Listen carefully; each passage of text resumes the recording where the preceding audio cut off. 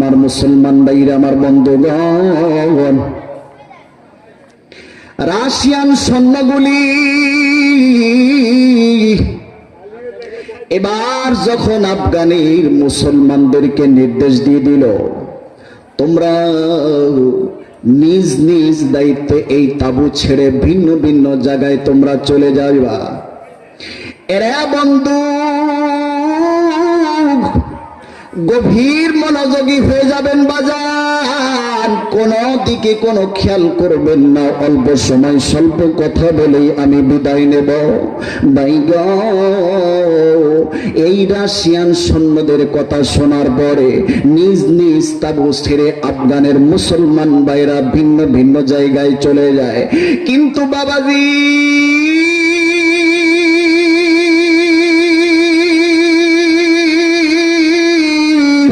ওই জায়গায় ওই তাঁবুর ভিতরে ছিল একজন মা, গর্ভবতী মা, মায়ের পেটে সন্তান।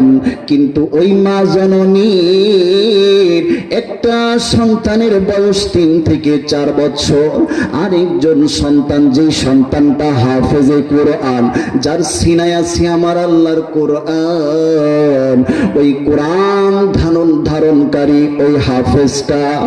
এরা বন্ধু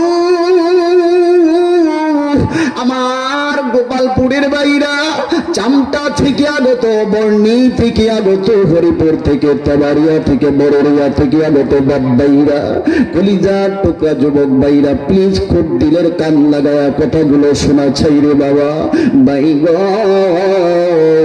এই মহিলা এবার চিন্তা করতে লাগলো, আহারে মানুষগুলি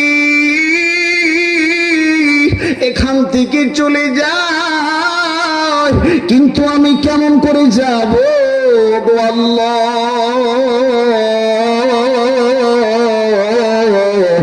আল্লাহর একটা ডাক দেন না বাবা, বলেন না আল্লাহ।